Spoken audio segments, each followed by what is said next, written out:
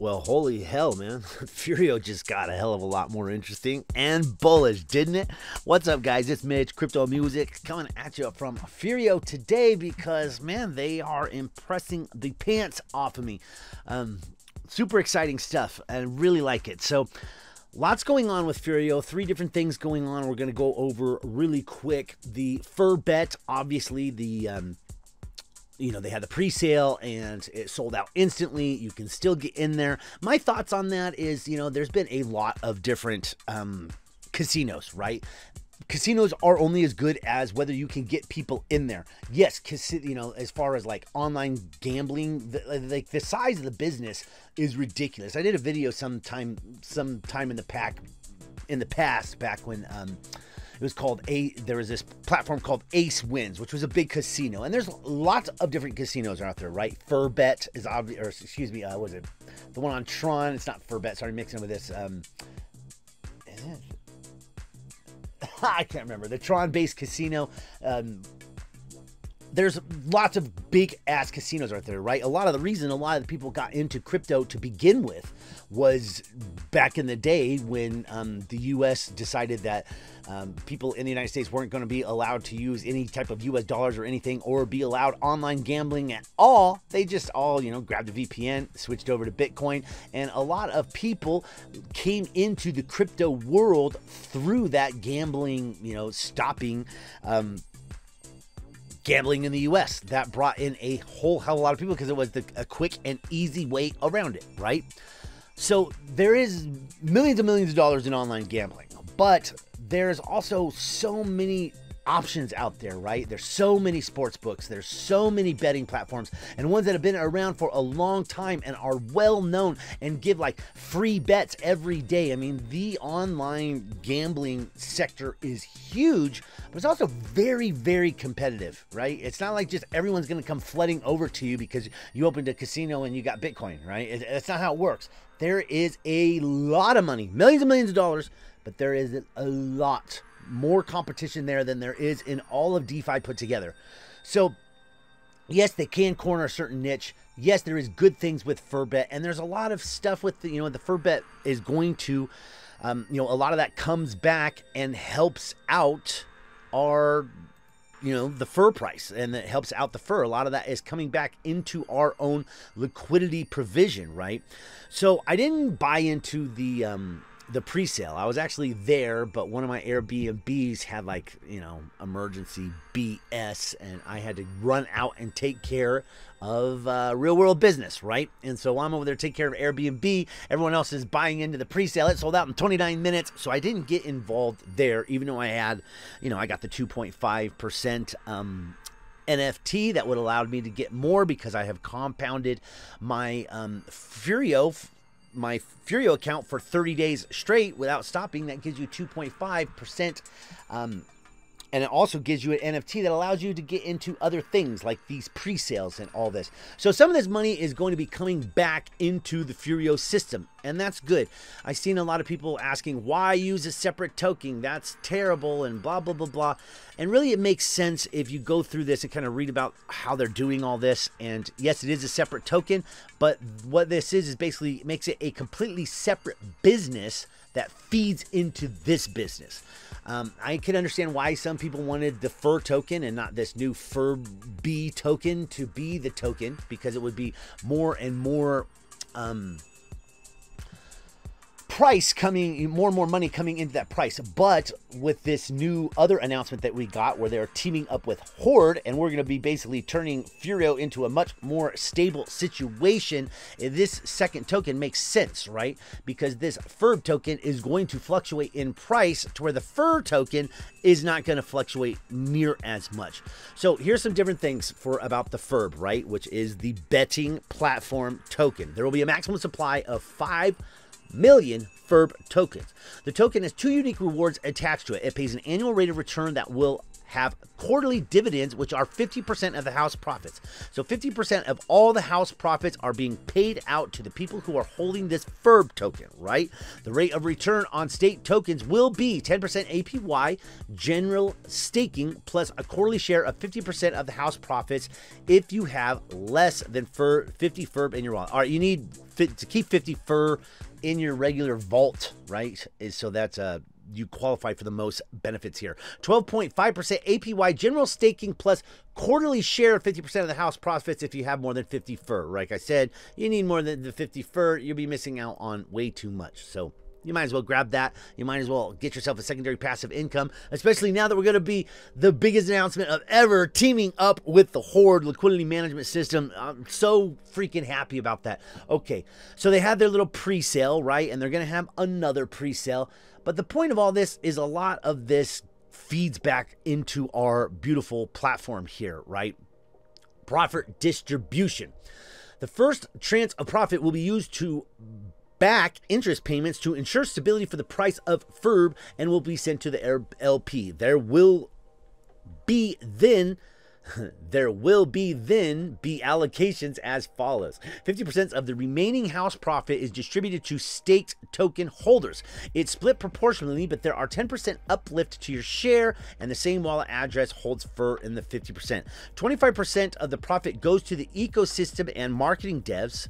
25% goes to the Furio ROI DApp ecosystem. That's nice. That's where that money comes back and feeds back into us, right? That's what we want. So this whole separate business, as big as it gets, will continue to feed back into us. It'll be a completely separate ecosystem. It'll be going on over there. Yes, you get benefits for using FUR token, which is also another increase, another use case for the FUR token is you get a discount.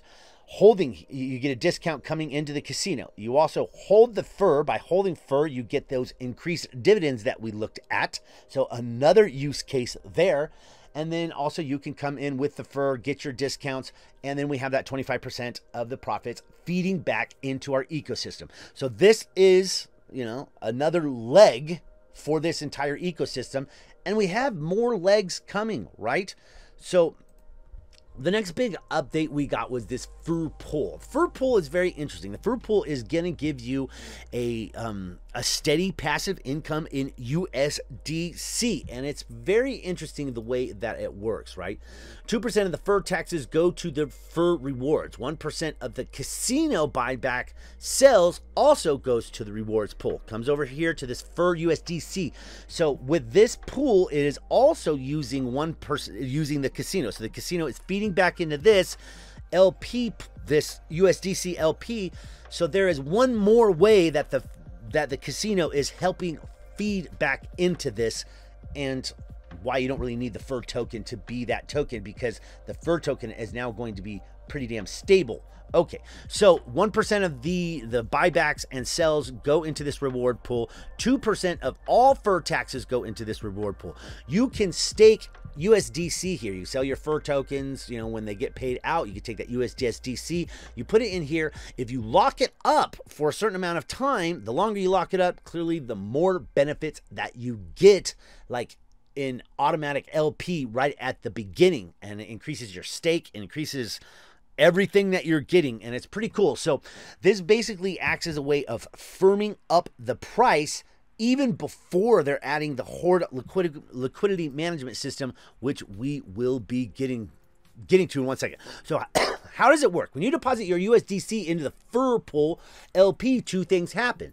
Firstly, 90% of your USDC goes to the FUR pool LP, which you can withdraw at any time if you do not want the boost options. The boost options are like you lock it up and you get more, right? This creates a FUR pool LP token, and you effectively hold a proportion of the FUR pool LP. So it's very similar to like a balancer or a where, based on the fees that are happening, your position in the pool is actually increasing, and you're getting that in some sort of fees or in a, you're in an increased stake and all that good stuff. So pretty smart the way that this is working. Secondly, 10% of the USDC is split into taxes as follows. 5% of this, i.e. 50% of the 10% goes to the FUR pool LP rewards pool. 2% of this is shared equally between everyone in the Fur Pool LP. 3% goes to the Fur Pool. So how does all this works? 2.5% every single day of what's in here is paid out as staking rewards. So the bigger this gets, it's always 2.5% every single day paid out to the people staking in a per capita, you know, based on your ratio of how much you have, right? Every day at the close of the play, which will be deemed as 2400 UTC, the rewards pool will pay 2.5% of the total volume of the pool in rewards. This will be paid pro rata to your stake share of the LP holdings for the 24-hour period. Transaction rewards. Every deposit and withdrawal transactions will pay a dividend pro rata at the time of the transaction to the USD stakeholder deposits. So this is going to be a great way for you to stake your, we don't know exactly what the money's, you know, what the APY is going to be, a lot of, or the APR, a lot of that is going to depend on how much is in here, right? And whether you've gotten your different boosts. Like if you lock for 3 months, you get this 10% boost. Yes, it is hard to lock up money for 3 months in the current situation with, you know, they're trying to make us all eat bugs and everything.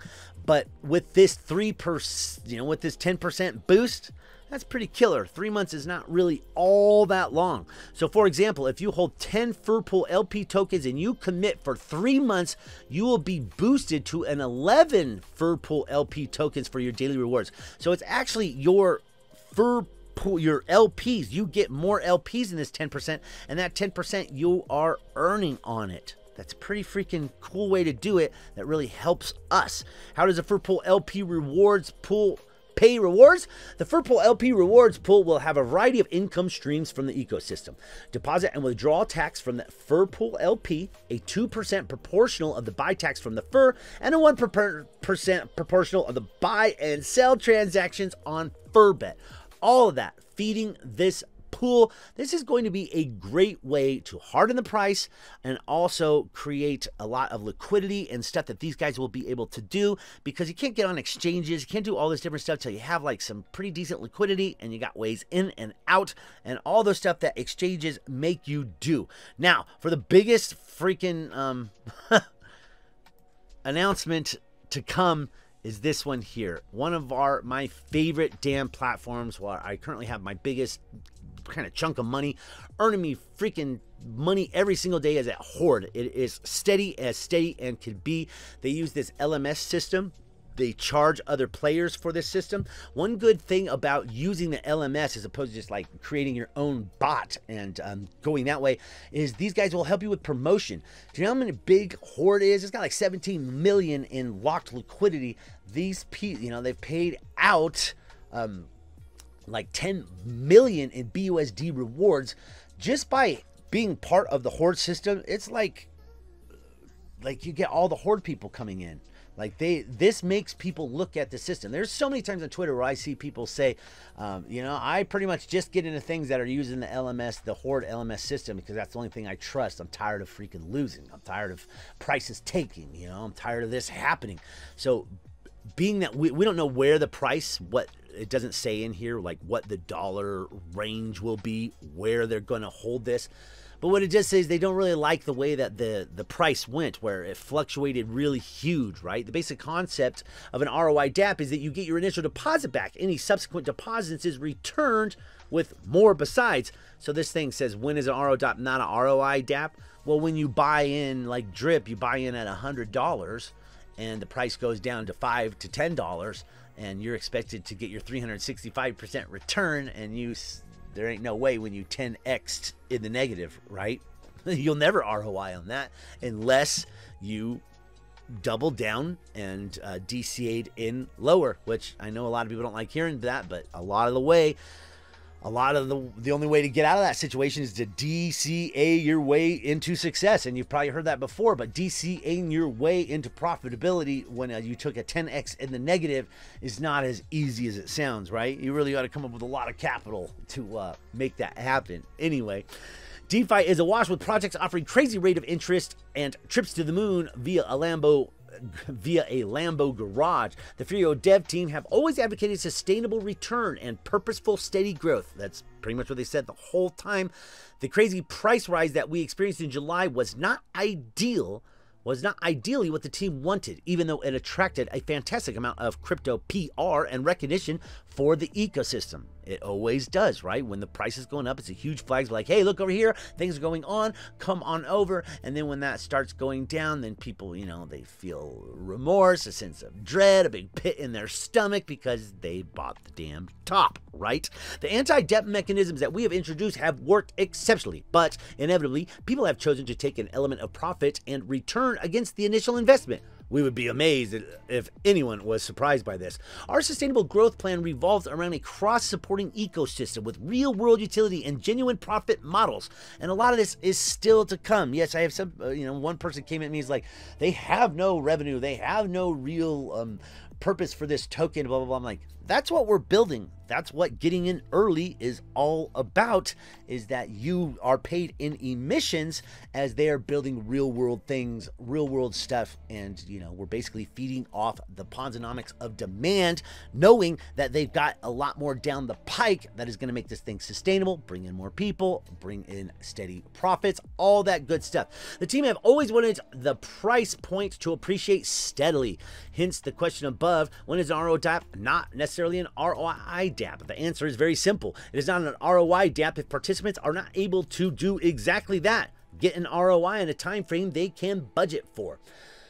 Let's move on down a little bit. We prefer sustainability. The next big consideration when looking at ROI type projects is the price stability of the project based on its utility. So imagine now if we're steady, right? I know a lot of you think that, like, me included, that when we're getting this 2%, that you expect some price decrease to kind of eat up a little bit of that 2%, that 2.5% that you're earning. But overall, you keep compounding and you stay way ahead of that because you got this beautiful 2% pumping out, right? What if we're getting 2% and the price is freaking super stable? That's going to be delicious, man. That's better than you can trade and get, right? Well, not always, but all that really achieved with a sudden price increase is a provision of exit liquidity to those available to withdraw at that point. True enough. As we have stated repeatedly, our objective is more stability price point that offers users an attractive, consistent rate of return based on underlying utility of the project. The team have been working behind the scenes to address this, while it's also looking with interest and a realistic floor price. And as such, the FTT are delighted that we have cemented our first major partnership and will be working with Horde to introduce a liquidity management system. And what's cool about this, a bunch more people will be looking at this because Horde has already been tweeting out all sorts of stuff about Furio. That's nice. We like that, Furio has, a total of 1,000 people, 1,400 people in their... We have 23,000 followers on Horde here who have now found out about Furio, right? Right there. New partnership released, and Furio is right here. We're at the top. 23,000 people seeing this today. This partnership is big. I can't understate it enough, and I'm freaking excited about it, and just gonna keep building it up. I do got my team going, but you don't have to join my team. You can join any team. I have actually airdropped more in rewards to my team members than I have received. I will continue doing that. So I'm beyond 100%. I've taken money out of pocket to make sure you guys are getting airdropped respectively, because I'm not part of the fast teams, so I don't get that little bonus. So the only way I'm going to be able to compete with these guys is like actually pay it. So I'll be doing that for a little while, and I'm still kicking back 100% plus until the beginning of the new year. So if you want a team that just gives it all back, you're looking at it, but you don't have to join my team. Doesn't really, do whatever the hell you want to do.